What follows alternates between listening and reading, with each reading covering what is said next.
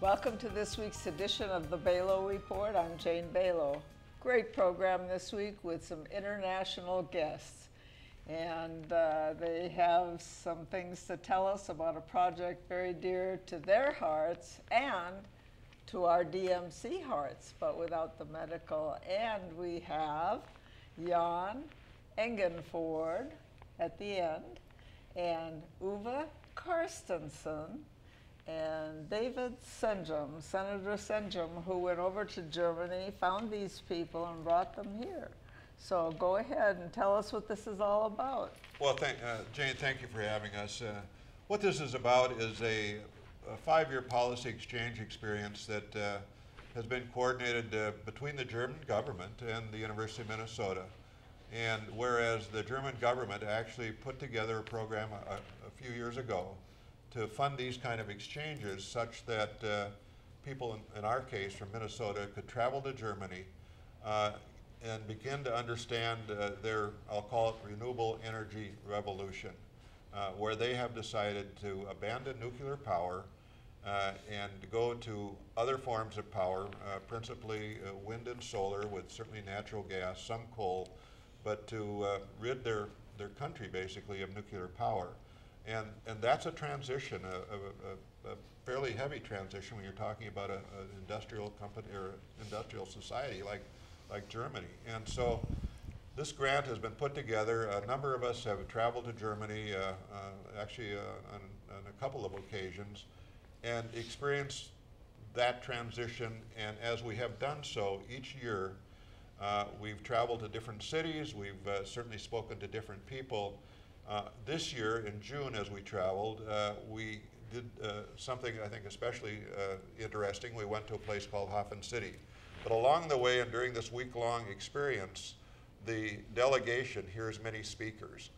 And of the speakers that we heard at the wrap-up, we concluded that we wanted to bring these two individuals to America and if you will, introduce them not only to our country, but introduce our country to them in the form of letting them provide information about what's going on in Germany, and of certainly special interest to this community, what's going on in this place called HafenCity, which is a major new urban development in Hamburg, Germany, that is, in my way of thinking, much like what we might envision Destination Medical Center to be going forward. I don't know of any other city in the world that is quite like this, and that maybe emulates to some degree what we plan and envision for Rochester. And Uwe is the senior project manager for this new city that you're creating at Hamburg. Now, bring our viewers up to where you started in 2000, right? Go ahead and tell them about Hamburg and what you decided to do with this space. Yes, HafenCity is in 387 acres area in close vicinity to the inner city. The existing inner city area of Hamburg is structured from the 19th century, and there was more or less boundary around our today's HafenCity area formulated in the 80s of the 19th century as a custom boundary. So there is a huge piece of land or was a huge piece of land excluded from the city, like terra incognita. And in the 90s, the government of Hamburg, Senate and Mayor, they were sure that Hamburg will be attractive as long time before Second World War. And so in '89, we were sure that a lot of companies and people will come to Hamburg and will move to Hamburg with their families and so on. So the question was how to increase the inner city area based on a mixed-use concept. So we are building residential offices for global player firms, headquarters and so on, but also cultural facilities, a lot of public space. This is more or less the framework for everything in the public space. Okay, let me ask you a question. Was HafenCity, the idea, driven by, say, Hamburg was full, there was not enough housing, not enough office space, and so therefore you had this piece of land that you decided to make a city out of? So the major idea was to enlarge the inner city of second largest city in Germany. Okay. So we will use 55% for offices, services and so on, 7% for retail tourism, and about 35% for residential. Okay. So once that decision was made, how did you do your plan for the city? So we started a master plan competition among 4 different teams. So there was the winning team, Kees Christianse from Rotterdam, so an architect from the Netherlands, together with some Hamburg planners. And they brought up a very flexible master plan idea, which is the basis of our work. And later on, we started a lot of urban design competition for those different 10 quarters. And each and every building is a result of an architectural competition. This is a must to get a piece of land. If the developers are not interested in running competition, then they are not the right one for our project. Okay, so it was a 25-year plan. You started in 2000. You did the planning, and then where'd you get the money? So at the end of the day, we will see an amount of roughly 14 billion euros. And the public investment is about 2.5 billion euros. And that is more or less. Translate that into, that's probably about 18 billion rather dollars or so. Yeah, billion. something like that. And the public investment is covered by the worth of the land. So by selling the plots, we earn the money for our public task, and the rest is private investment. That's very similar to the way our legislation was designed. Right, yeah. That public funds to be used for like some of the transportation, some of the infrastructure. Okay, you have like 500 companies, according to the information that I read. How did you get all those companies into this space? So we have large companies like Unilever or Kühn und Nagel, so international companies. Then there are some Hamburg-located companies. A very powerful one is a family-owned company. They control more than 30% of global market in coffee trading. And they were interested in new headquarters. So the question was how to increase the space for headquarters in the inner city, together with all the other functions you may expect in a European inner city, especially housing. Tell us how many jobs you have created to date. Now you're halfway through your plan. Yes. So in HafenCity, day by day now, 10,000 people are working and 2,000 are living in HafenCity. And day by day, we also see about 10 to 15,000 visitors by different reasons: retail, culture, tourism. So at the end of the day, we will see 45,000 employees and about 12,000 residents. Okay. You started with bare ground, essentially. We had a non-flood protected area, formerly used as port facilities. We relocated the port facilities. We turned down a heat and power plant. And so we started with some kind of a brownfield. But when we started, we had about 2,000 industrial harbor workers there. Okay. What was your biggest challenge in the beginning? To see or to increase conviction on investors' side.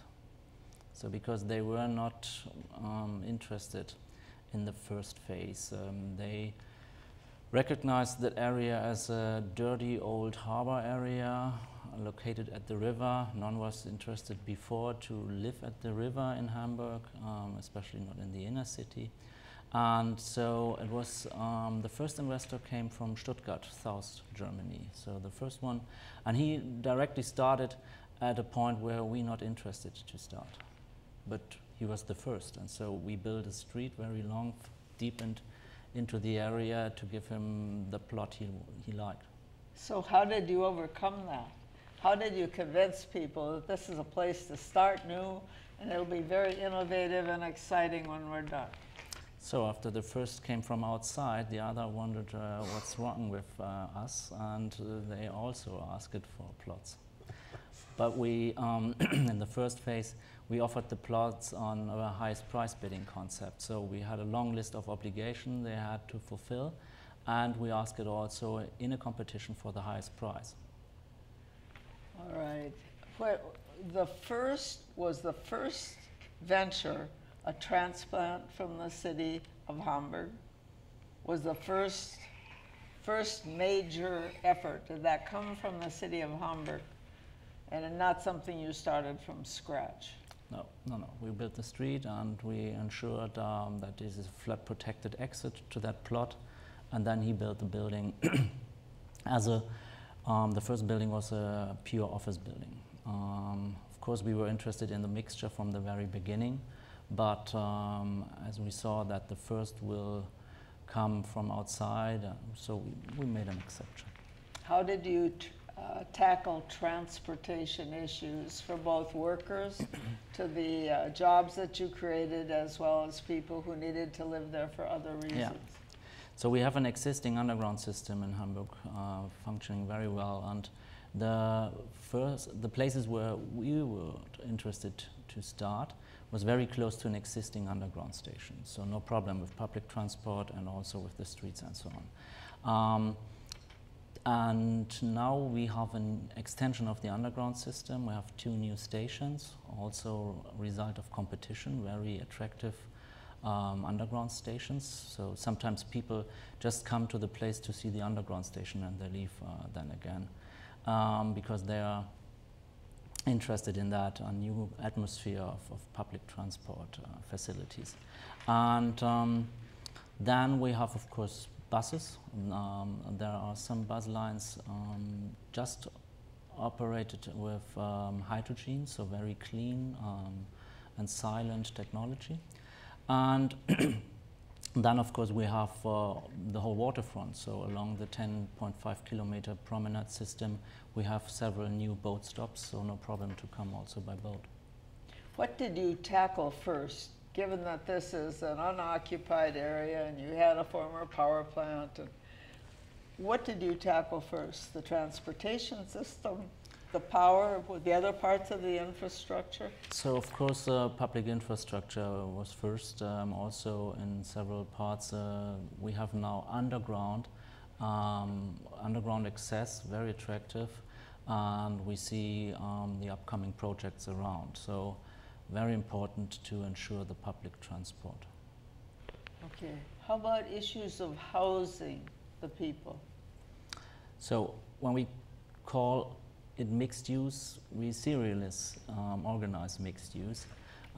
Seriously, we see in all the ground floor areas, ground floor and first floor, public related functions along all the streets. So all the pedestrians, and we have lots of pedestrians, are walking along an interactive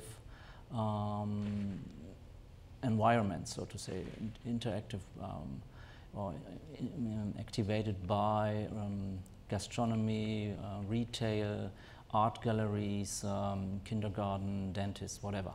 And then above, from the second floor to the top of the buildings, we have residential or offices, partly mixed in the buildings. So that very different people meet at the entrance to the building, and then they are separated to the different floors, even by the reason they are looking for.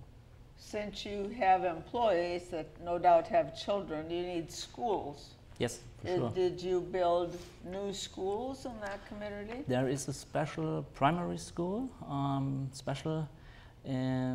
because the children which visit this school are partly living in HafenCity, they partly living in some areas around HafenCity, so they are not related to the project, and they have a very different background. So a lot of poor people live around HafenCity. So, but they send their children also to the public school as well as the residents.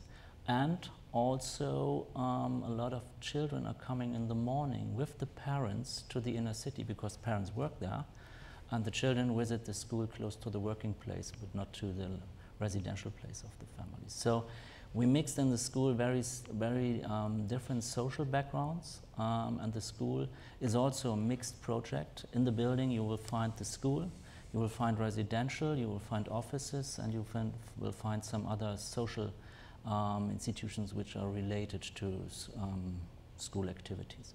Do you have a planning and zoning commission over there that helps decide what's going to be this kind of residential, what's going to be multiple family residential? Yeah. The trick is that the master plan is very flexible and open. So after we had in the year 1999 the master plan competition result, in 2000 the master plan became a legislation for our work. And then we started for the different quarters our urban design competitions. And while this process we specify the demand for this and that. So the master plan gives us the framework. You have to organize so many square meters office, so many square meters residential, and different functions also. And so at the end of the day it's our work to put together things which fit together. But of course we have to fulfill the demand for residential office and so on. And then we see in the architectural competition again a special situation to ask for a special mixture, special spatial concept, and so on. So it's a step-by-step procedure. Did a number of corporate leaders from Hamburg say, boy, this is a great idea, we're going to do everything we can to get involved? So today, yes. Pardon? Today, yes. Today they say yes. In the beginning, they were wondered and scared about different things. For instance, one of our major obligations is this public-related activity in the ground floor. That means that we have 5 to 6 meter high ground floor units with a gallery. So you can switch from pharmacy to kindergarten, from restaurant to art gallery, whatever. So this is a core value for the investors. But in the first phase, they did not understand that that might be an increasement of the value of the building. So because they built the building for 30 or 50 years. And then you must bring up the flexibility from the master plan idea also to the existing and realized building. Okay, how about the idea? We're going to hear a little bit about virtual power in a few minutes, and that's technology transfer. And when you started the new small businesses, how did you do that? How did you bring people with their ideas together with some money to create the small businesses? This is the result of a lot of discussions and conversations among all the people in the city, among the experts, among the politicians, among everyone. So we started from the very beginning in 2000, and our info center, a lot of public presentations and public discussions. And in the first phase, people came just to complain about the idea. And then step by step, they were involved.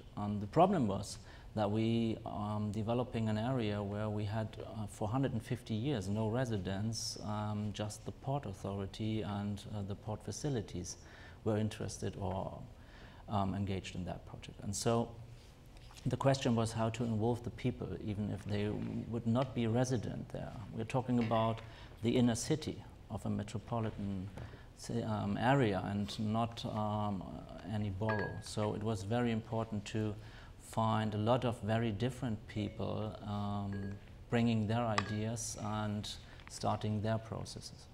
Okay. You're halfway through. What's the biggest challenge remaining? more or less this question, because on our mind, we started with this flexibility, we started with this open mind, and so there was no failure to do in the first phase. And when we saw, for instance, that this is wrong or that, we changed. We changed our ideas, we changed the procedure, we asked other people for their input, and we attract a lot of different impact. And so whenever we were in the situation where someone said, you do it wrong, we said, no, it's not wrong, it's part of the procedure, and you will see it at the end of the day that everything is fine. And you think you're going to make it in 25 years and reach all your goals, because you're more than halfway there. I wish I could invite you to the year 2024, because this is the year when we might have Olympic Games in Germany, and the city is then Hamburg. And the Olympic venues will be directly on the other side of the river, but we will see. I saved some of the information that Senator Sendrum sent with the invitation to the lunch with community leaders. It says over 25 years and with an investment to date of $11 billion, the city is defining a new downtown that will expand the city's economic power. Parallels to Rochester are obvious. The key aspects of a 388-acre HafenCity development are its innovative approaches to planning. 56 of the 105 projects are completed. That's over half, almost, a little more. Yeah, we will see how we separate several projects. We have very small projects with 4,000 square meters gross floor area. We have large projects with 280,000 square meters gross floor area.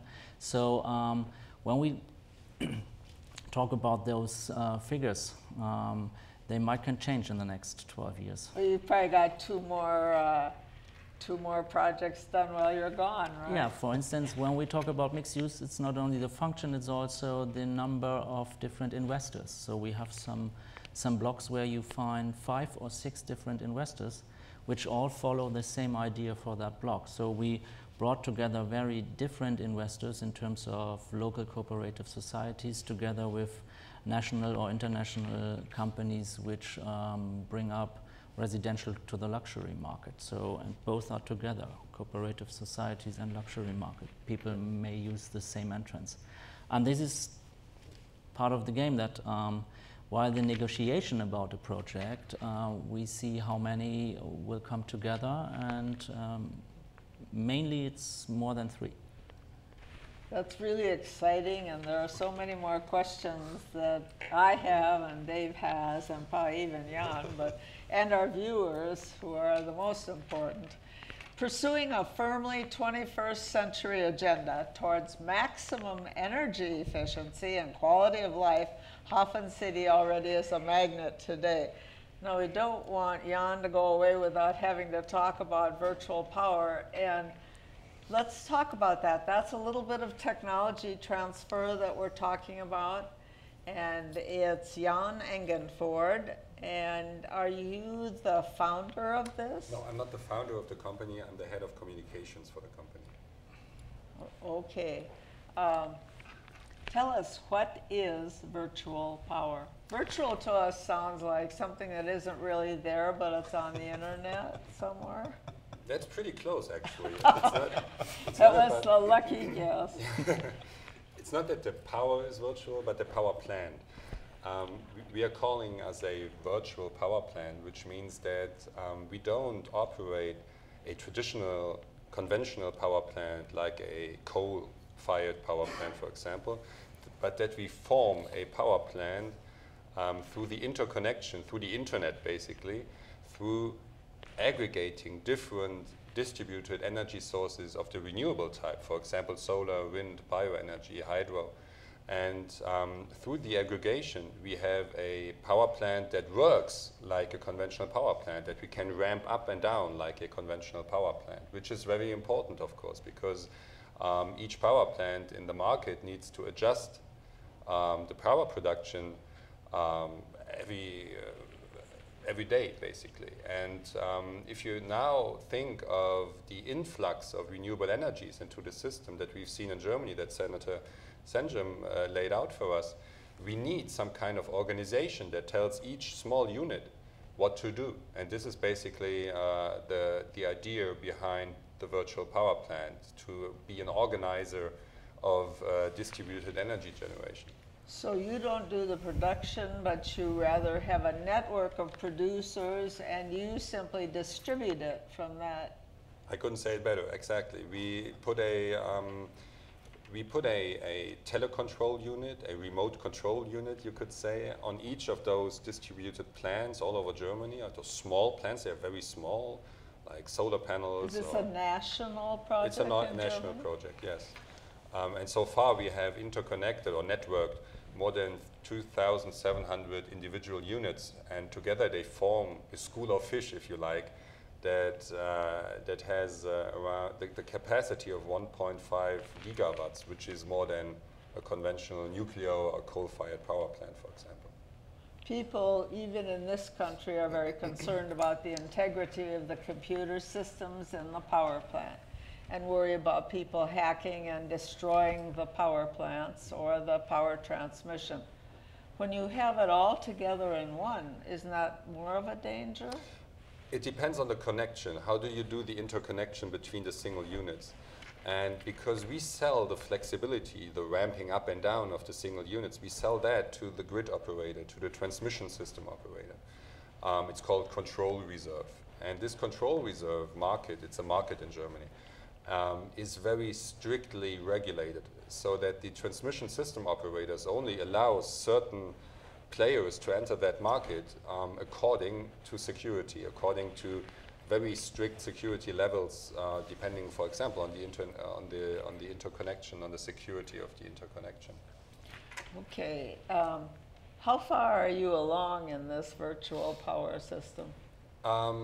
If you think of it like in Germany, we have now a proportion of 30% renewables in the market, and as soon as we will have 50%, 60% on the grid, people like us will be a lot more important than they are now, because we need to adjust power production more often and more frequently and more quickly than now. So the virtual power plant concept that we have today, that we have executed today with 1.5 gigawatts, which is already a lot, will grow definitely, because we will need this flexibility from the distributed energy sources more than we need it now. So I can't tell you if you are halfway through how many more plans there are to interconnect, but we still have a lot to do. Couple quick questions, because we're down to 2 minutes and it's hard to sum up everything. What do the independent producers think of this idea? Quick. They earn money with it, because we sell the flexibility to ramping up and down. This is worth some money, because you stabilize the grid with it, and we sell it to the grid operators, and we share the profit with them, because they couldn't do it alone. They need us as the central control system, basically, and so we share the profits. And the biggest advantage, the last question. Biggest advantage is that you can have grid stability through renewables. You ordinarily think that renewables cause fluctuations in the grid, which is true, but they can also counter those imbalances if they are properly organized, and that's basically what we are doing. So we can have a stable grid, a stabilized grid, a robust grid with renewable energies. David, I'm sorry we haven't asked you any questions, but one last word. Well, Jane, as I said the other night at the university, I think this is the University of Minnesota at its best. What they have done to enable people like myself to experience this, to learn from two people in this case, but many others over in Germany, it's just profound. We must thank the German government for sponsoring all that. They fund it and so on and so forth. It's part of reunification, and it's a very, very good thing. And I want to thank especially Jan Engenford and Uwe Carstensen, and you, David, for bringing these two gentlemen here to share their thoughts and ideas and accomplishments. Well, thank you, all right. Jane. Thank you. Thank you. Thank you, our viewers, for being with us this week. We'll be with you again next week, same time, same channel. In the meantime, have a very good week. Have a very good night.